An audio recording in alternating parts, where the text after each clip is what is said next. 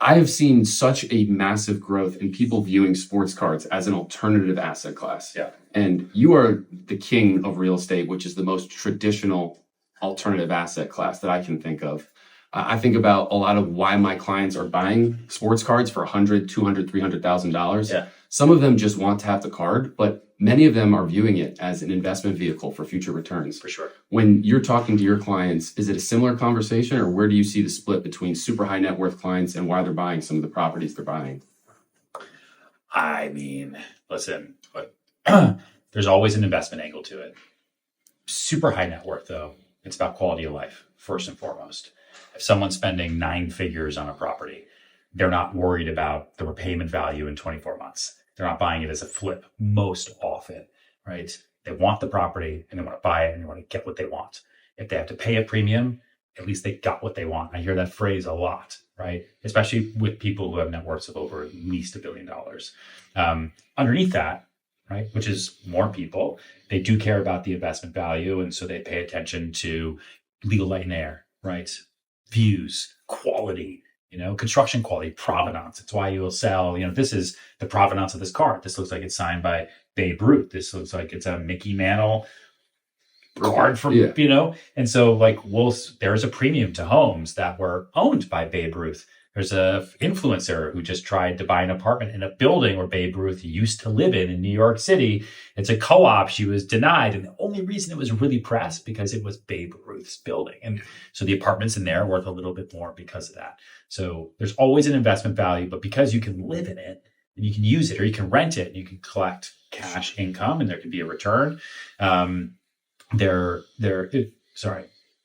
there's always there's always the investment value conversation, but then because you can use it, right? Mm-hmm. And you can live in it, or your kids can use it or live in it. There is that quality of life that we discuss all the time. And that's very hard to articulate and put a dollar figure to, and it's different for everybody based on, what their wealth status could be in terms of like what they value enjoying it from. One of the things you just mentioned that clicked into my head though, was talking about the provenance of a piece and the rarity. Mm-hmm. And, you deal with a lot of properties that are truly one of one. That's a big term we hear in the hobby is one of one.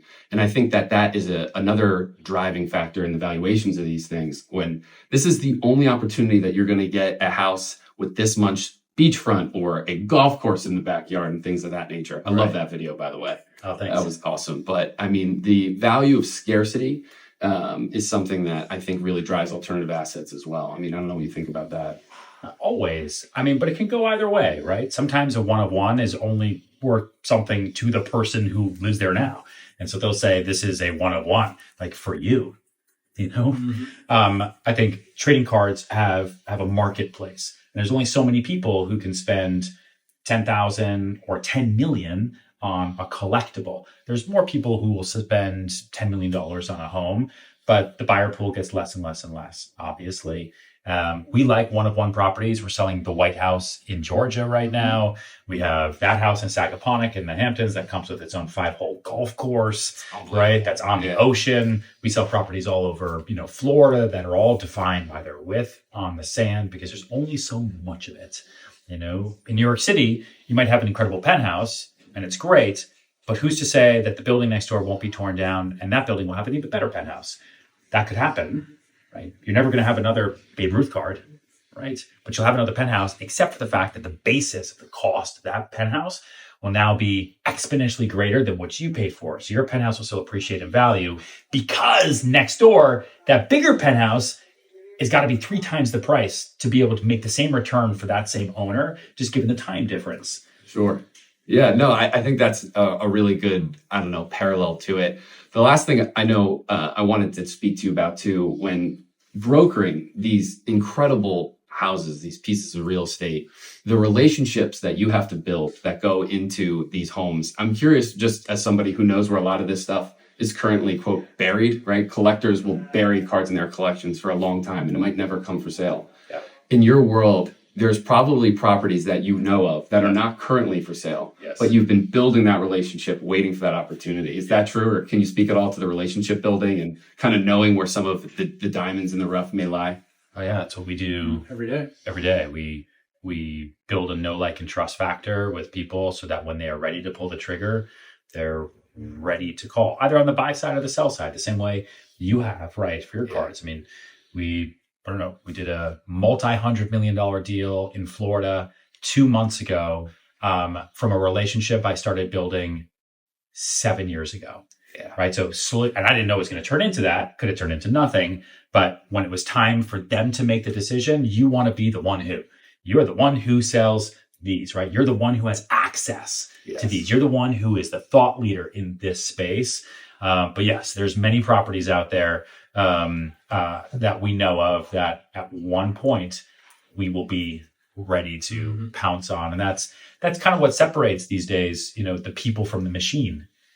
Right? The machine has publicly available property data, but the machine doesn't know the difference between what might be an available sale because the kid is going to be going to college and the wife doesn't actually need that much space anymore. And she kind of wants to downsize, but the dad is emotionally attached to it because that's where his gym is and his home office and where he made his first million. The machine just doesn't know, right? The machine will know size or know all the data. So we push on our people all the time, like, especially in the age of AI, like AI is here to empower you to move faster and you to be more human in the space so you can have more conversations about this. So you are the one who does this. That's a very long answer to your question. But yes, we have lots of off-market inventory in our brains. Yeah, no, I mean, I read your book, the most recent, The Sell book, talking everything about social media and how, what amazed me was the level of intent you had in terms of why you were producing the type of content you were doing and the networking that you had.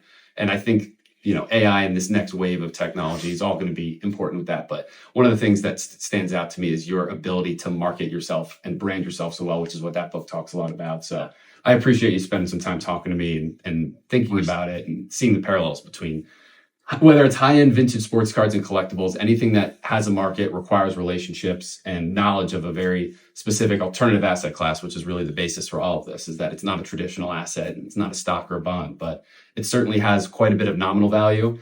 And that value is a very emotional attachment, whether it's a piece of real estate or a Babe Ruth baseball card. So, and I think the last thing to mention that I think plays into both of our fields is something we also call like the fun factor. At the end of the day, if you have been so lucky in your life that you are able to have money to buy cards like this or to buy homes like the ones we sell, as stressful as it might be or as expensive as it might be, we always have to remind the client of like the fun factor.